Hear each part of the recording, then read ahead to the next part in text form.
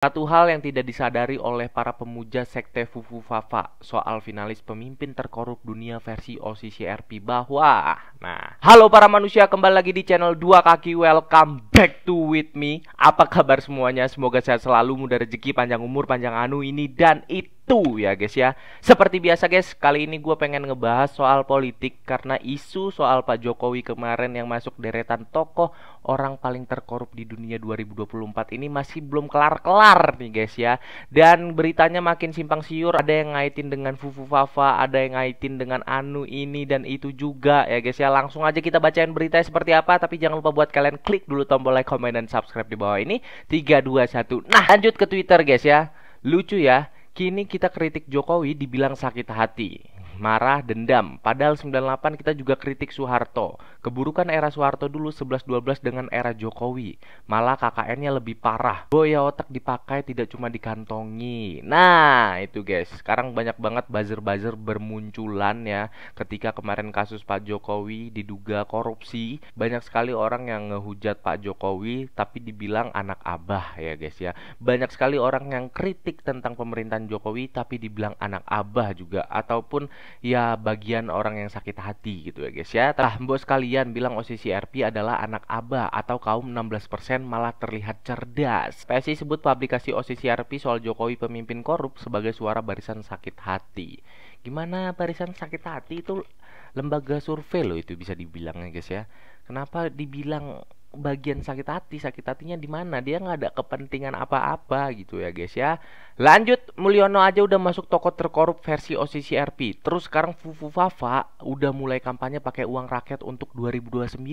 Terus Pak Prabowo cuma sibuk merayakan kesuksesan naikin PPN 12% tanpa negur kelakuan wapresnya. Mau dibawa kemana negeri ini woi? Nah, kita tahu kemarin tanggal 1 bulan 1 2025 PPN sudah naik ya guys ya menjadi 12%, walaupun itu katanya untuk barang-barang mahal kayak private jet, barang-barang mewah semuanya, tapi kayak beras apapun segala macam yang menengah ke bawah itu tidak naik gitu guys. Tapi nanti kita rasakan bener nggak ya yang sebagian-sebagian menengah ke bawah ini beneran nggak naik. Lanjut, Pratikono ternyata lobby MK loloskan pencalonan Gibran. Waduh, sampai jadi wapres ya guys ya.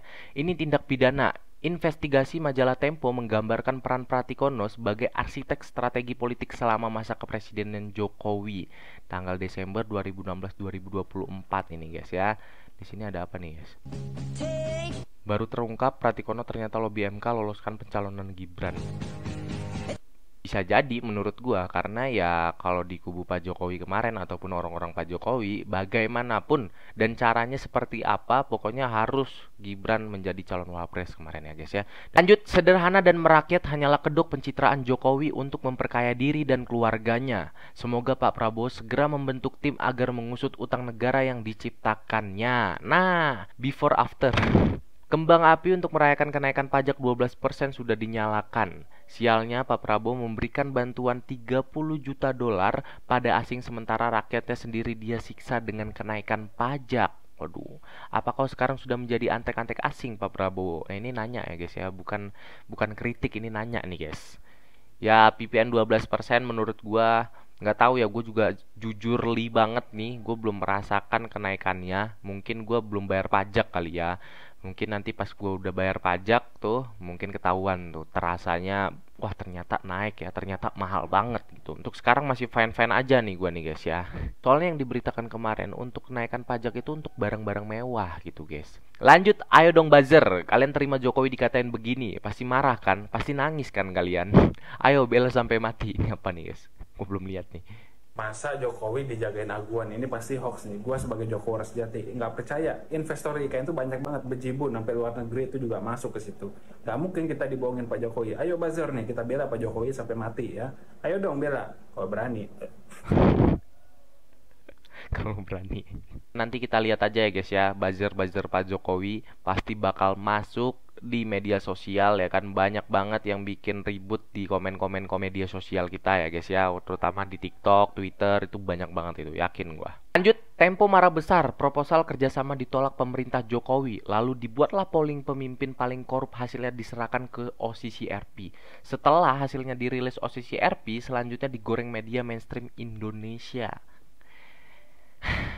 Gua nggak tahu nih kalau masalah proyek Tempo dengan pejabat ataupun dengan pemerintah ya guys ya. Tapi yang jelas ya kan, kita semua udah tahu, rakyat Indonesia udah tahu, OCCRP kemarin update soal tokoh yang paling terkorup di dunia, yaitu salah satunya Pak Joko Widodo ya guys ya. Dan paling mencengangkan apa? Kau tahu? Pak Jokowi ada di urutan nomor 3 dunia guys. Lanjut, satu hal yang tidak disadari oleh para pemuja sekte Fufu Fafa soal finalis pemimpin terkorup dunia versi OCCRP bahwa, nah, Mulyono itu manusia bukan dewa. Ini sekte Fufu Fafa itu seperti apa anjir? Gue belum tahu, cok. Sudah tentu IQ 58 sangat sulit untuk membedakan perilaku manusia dan perilaku dewa. Dan yang pasti, dewa tidak korup. Nah, ini banyak banget ya, dari Sindonews masuk finalis pemimpin terkorup versi OCCRP. Jokowi itu framing jahat, itu statement Pak Jokowi kemarin waktu diwawancarai oleh wartawan ya guys ya.